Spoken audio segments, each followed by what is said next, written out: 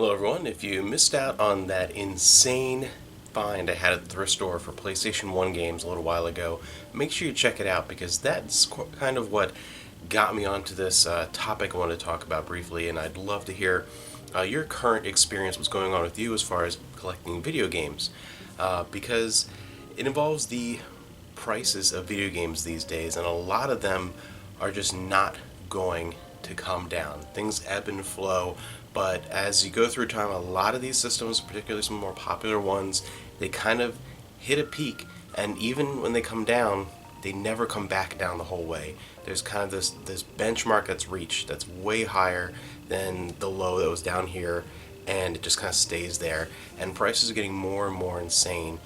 Selling games that I remember not that long ago were 5, 10, maybe $15 games that are now 70, 80, 90, 100 plus.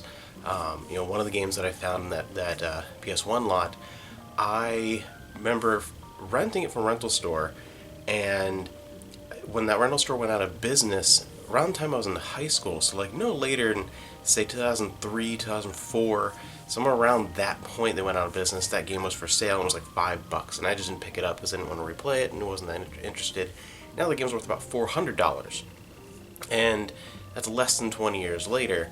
And there are so many more games like that, games that I had as a kid, and we'll go through that phase where like you sell games or they get lost in moves or whatever, and I rebought them after I was married. Amanda and I kind of rebuilt a lot of my video game collection, and just rebuying them. We've been married for be about 10 years, and in less than 10 years, some games have gone from, I rebought them at like $10, $15, now they're $70, $80, $90 in less than a decade. It just keeps getting crazy to where I'm kind of done collecting for retro systems. Not entirely, but I'm pretty close to there, and a lot closer than I've ever been and that I ever thought I would be at. And that's why, sitting here, our PS4 collection just keeps growing, in our Switch collection, and most of the games that are on our two wish lists that we want for these systems, for all the systems that we own, will be the PS4 and the Switch. That's most of the games that we want. And as far as systems that we own, we own Atari 2600, we own every Nintendo console, from the NES up, we own every Nintendo handheld, Sony, PlayStation 1, 2, 3, 4, and the PSP, original Xbox, the 360, all the Sega consoles, just so many different systems, and out of all those, most of what's left that we still want are going to be on these two systems. The thing too with me is this also involves ports, because I know there are a lot of people that always kind of or complain when older games get ports to newer systems, whether they're remasters or they're just straight ports and kind of like a collection of like 4 or 5 games or whatever. A good example that's very recent was the Mario collection for the Switch, which some people are like, who cares, whatever, it's just the ports of 3 games don't really do anything to it. But I love those, I encourage those, and I just keep hoping over and over again to see ports of games like Time Splitters Trilogy, SSX Tricky, Skies of Arcadia, pretty much any big Dreamcast game. I don't even care if they're not remastered, just good, solid physical ports of these types of games or collections of these games to more modern consoles, because the game prices have gone insane to where a lot of people that didn't get to experience these great games can't go back and re-experience them because it's just out of any reasonable price range. Or even you have to also have the compatible hardware. And if it's a game maybe that you'd like to re-experience, I remember that game as a kid, I'd really love to play that again. And then you look, it's not easily available digitally, and from a legal standpoint, and you want to get a physical copy, that copy that you had, and now it's like a $200 game, and you're just like, it's just not worth that, the $200. So I really encourage as many ports as possible, because I think a lot of big gamers too, being really active in collecting in the YouTube community and that kind of thing, do forget also that most people only have one console in their household, maybe a console and a handheld, maybe 2 consoles if it's a family has a lot of different people that play video games, that type of thing. But most people don't have big consoles of all the big collections of all the retro consoles and everything, and they don't have, say, Mario 64 on the N64, and Galaxy on the Wii, and Sunshine on the GameCube.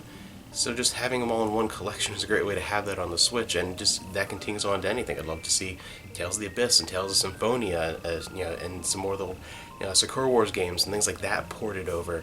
Again, even if they're not remastered, that'd be nice, but just to get them available. And wouldn't you want, if you love a game, wouldn't you want it to be ported to as many things as possible so more people can experience that thing that you enjoy? I mean, just think of, it's very odd with video games. Think of other mediums, other formats. If you buy a music CD, you buy a favorite album on a CD or even LP or whatever, it doesn't matter what brand of player you have as far as being able to actually just use it.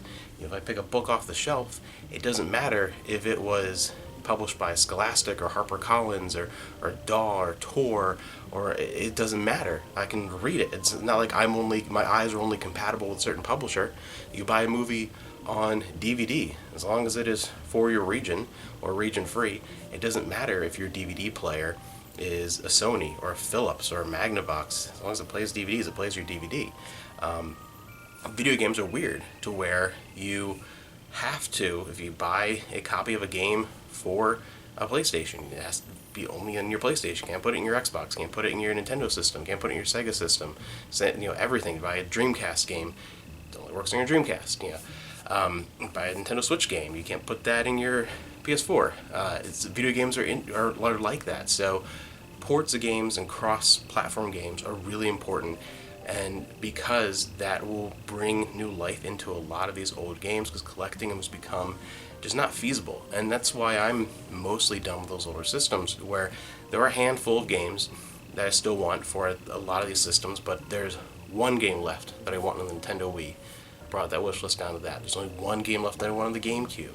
There's maybe a dozen games left that I want between the PS1 and 2 together.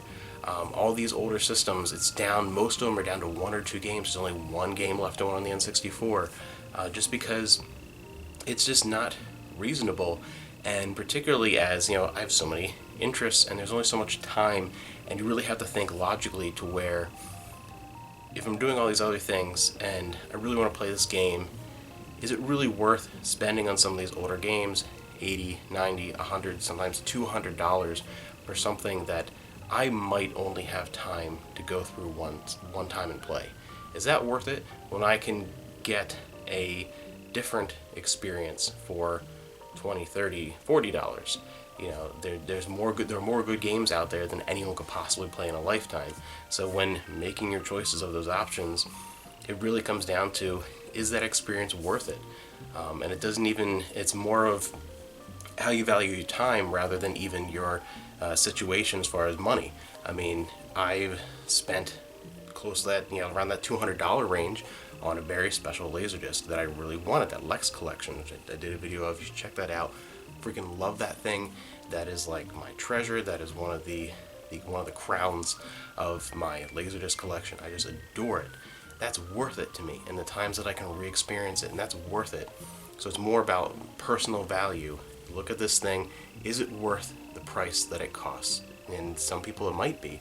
That's why I'm able to sell some of these PlayStation 1 games at their going rate. I've listed two games together as a pair that went for over $200, because to someone it's worth it. But you really have to decide for yourself. And for me, retro gaming has gone out of control. And if any of these old games that I still want to play, I hope they get ports to the newer systems, or I'm just not going to bother, because I already have a couple hundred video games in our collection that I would love to replay. That's why I have them. I don't keep things that I don't want to replay.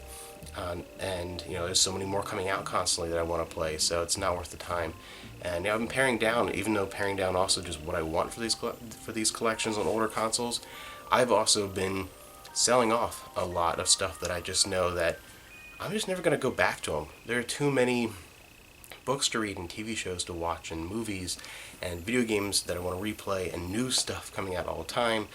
So I've sold a good deal of, especially RPGs, on the PlayStation 2 and the GameCube, on different consoles like that, because Game Boy Advance also, because they're games that I know that I have not gone back to them in an extremely long time, and I know I never will, because the games, I know which games are games that I want to replay and revisit, and they just don't. They'll never make it into that category. So I'd love to hear how your collecting, particularly with retro gaming, has been going. And whether you're kind of in the same boat as me, where you're just kind of finished. There are a couple specific games that you're kind of looking for that you really want, but for the most part, I'm done collecting for a lot of those retro consoles. Even something that I really love, the Dreamcast. There's only a short list of games, mostly Japanese ones, because they either weren't released here or aren't affordable for that system, just because of game prices. And it's just not worth a lot of those experiences. So a lot of my games are down to, like I said, something like the Wii, the GameCube, N64. They're all down to one game I'm looking for still, just one.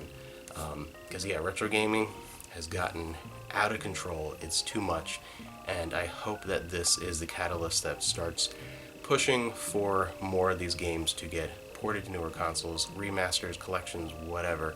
I really hope that is something that occurs more often than not, because otherwise a lot of these games, aside from pirating, are going to be lost to time, as there are fewer and fewer functioning copies, as copies just get mishandled or lost or thrown away or destroyed over time. For every one of these games, the set number of physical copies that were made, the ones that are still in good functioning condition, I go to thrift stores all the time and see destroyed discs, destroyed cartridges, whatever. The number of available copies that are in functional condition is just going to dwindle every year, and the price is going to go crazier and crazier. And then a lot of these amazing classic games will get to the point where most people will never re-experience them. So that's why I think that the current state and the declining state of retro game collecting needs to bring about a resurgence of ports and collections to these newer consoles, or even more of those minis, those classic collections. I would love a Dreamcast mini, a Dreamcast classic, and lots of that kind of stuff, just to preserve some of these classic games the way we preserve physically classic books that get reprinted constantly, classic movies that move on from VHS and Betamax to Laserdisc to DVD to Blu-ray. Those movies that keep going, games need to be treated the same way, and so far, for the most part, they're not.